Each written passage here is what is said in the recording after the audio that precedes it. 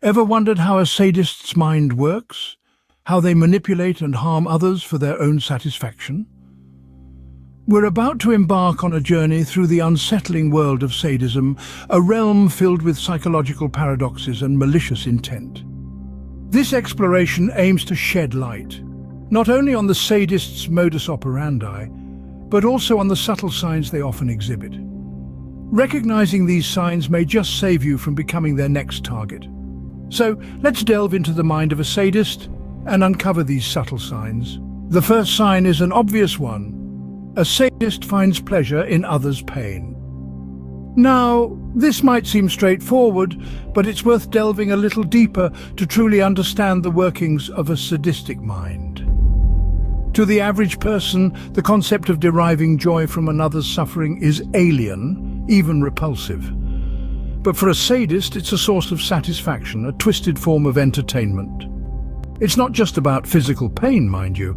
Often the most potent weapons in a sadist's arsenal are manipulation and emotional abuse. Imagine a puppeteer pulling strings to control their puppets, watching them dance to their tune. A sadist operates in a similar manner, manipulating situations and people to cause distress, confusion, or hurt. They rejoice in the chaos they orchestrate, the emotional turmoil they induce. It's a perverse game where they alone know the rules and they alone win. This behavior stems from a complex web of psychological factors. Some theories suggest it could be due to past trauma or a feeling of powerlessness that they're trying to compensate for. Others propose it might be an inherent lack of empathy, an inability to understand or share the feelings of others, which allows them to inflict pain without experiencing any emotional backlash. But no matter the root cause, the outcome is the same. A person who revels in the discomfort and pain of others. They wear a mask of normalcy, blending in with everyone else, their sadistic tendencies hidden until it's too late. It's a chilling reality that's hard to comprehend unless you've experienced it firsthand. So the next time you see someone deriving pleasure from another's pain, tread carefully. It could be a sign of a sadist hiding in plain sight.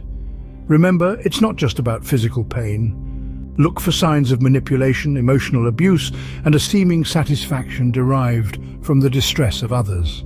Because understanding is the first step towards protection. The second sign is their need for control. This uncanny urge can manifest in various ways, and it's often more subtle than you might think.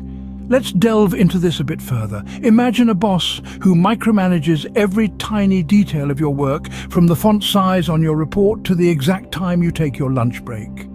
Or perhaps it's a friend who insists on deciding every detail of your social outings, from the restaurant you eat at to the movie you watch afterwards.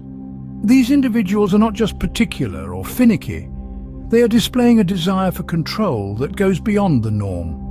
This overpowering need to control others is not about ensuring things go smoothly or achieving perfection. Instead, it's about gaining power and asserting dominance. It's about making others bend to their will just because they can.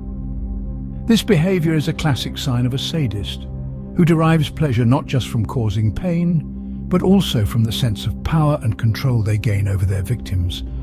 Looking at it from a psychological perspective, sadists often feel a strong need to control because it helps them maintain their superiority and avoid feelings of vulnerability. By controlling others, they can create a world where they are always on top, always in charge, and never at risk of being hurt or humiliated.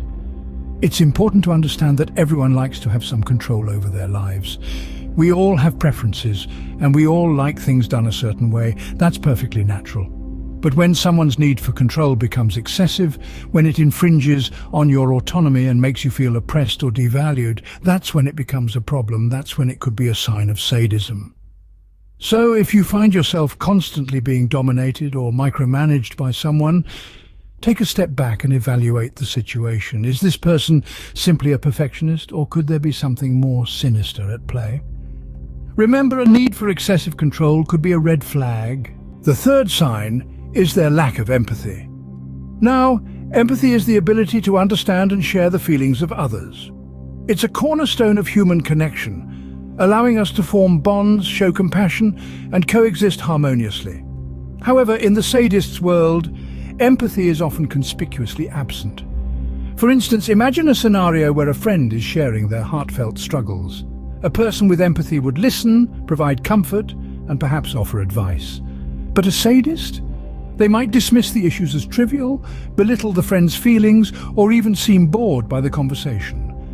This callous disregard for another's emotional state is a telling sign. But why do sadists struggle with empathy? This is a complex question that delves deep into the realm of psychology. Some research suggests that sadists may have a fundamentally different way of processing emotions. They may have difficulty recognizing and understanding others' feelings, making it hard for them to empathize. In other words, it's not that they choose not to care, but rather they may not fully comprehend how to. Furthermore, some sadists may consciously suppress empathy as a form of self-protection. If they allow themselves to feel the pain they inflict on others, it could lead to guilt or remorse, emotions they often seek to avoid. By shutting off their empathy, they essentially shield themselves from these uncomfortable feelings. However, it's important to note that lack of empathy alone does not make someone a sadist. It could be a symptom of various other psychological conditions like narcissistic personality disorder or antisocial personality disorder. It's when this lack of empathy is combined with other signs, such as deriving pleasure from others' pain or exerting control over others, that we begin to see the sadistic tendencies emerge. So, a lack of empathy could signal a potential sadist. But always remember, our understanding of human behavior is nuanced and multifaceted. It's essential not to jump to conclusions based on a single trait, but rather consider the broader picture. After all, we're dealing with the intricacies of the human mind, a puzzle that continues to challenge and fascinate us. The fourth sign is a superiority complex. This is not just a case of someone being overly confident or having high self-esteem. It's a pervasive and enduring pattern of viewing oneself as superior to others. Sadists often carry an air of arrogance around them. They interact with the world as though they are on a higher pedestal, looking down on everyone else. They may constantly belittle others, either subtly or blatantly, to assert their perceived dominance. This could be as simple as demeaning someone's intellect or as complex as undermining their achievements. This superiority complex is not just a character flaw, but a psychological defense mechanism. You see, sadists need to feel superior to counteract their deep-seated insecurities and fears. They fear being vulnerable, being seen as weak, or being found out for who they truly are. So they put on this grandiose facade, a mask of superiority to hide their true selves. It's like they're in a constant battle to keep their true self hidden, and they use their superiority complex as a shield. This shield not only protects them from their own fears and insecurities, but also serves to keep others at a distance. It's a way to control how others perceive them, keeping them on a pedestal and maintaining the illusion of their supposed greatness. However, this superiority complex often leads to a disconnect from reality. They become so engrossed in their own world of grandeur that they fail to see the genuine value in others. They overlook the fact that everyone has their own unique strengths and weaknesses, and instead they view others as less than them, as inferior. So, if you notice someone constantly asserting their superiority, whether it's through arrogance, belittling behavior, or an inflated ego, take note. It doesn't necessarily mean they are a sadist, but it's definitely a red flag worth paying attention to. Remember, an inflated sense of self-worth could be a warning sign. The fifth and final sign is their enjoyment in intimidation.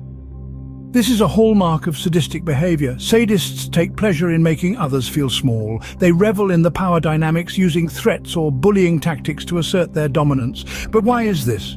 From a psychological perspective, this intimidation gives the sadist a sense of control and superiority. It's a twisted form of validation, the affirmation of their perceived superiority.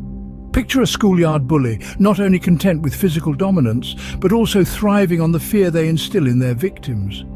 This enjoyment in intimidation can manifest subtly too.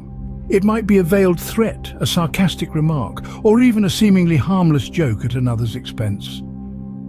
These behaviors are all designed to belittle the other person and boost the sadist's ego. So if someone seems to enjoy intimidating others, they could be a sadist. This is the final piece in our puzzle of identifying a sadist. So, we've uncovered the 5 subtle signs of a sadist. Indeed, a pleasure in others' pain, an obsession with control, a stark lack of empathy, a superiority complex, and a delight in intimidation altogether might indicate a sadist. However, these signs are not definitive proof, but rather they are warning signals. They hint at the potential presence of a sadist in your life. Remember, these signs alone don't confirm someone as a sadist, but they can certainly raise some red flags. Stay safe and keep your eyes open.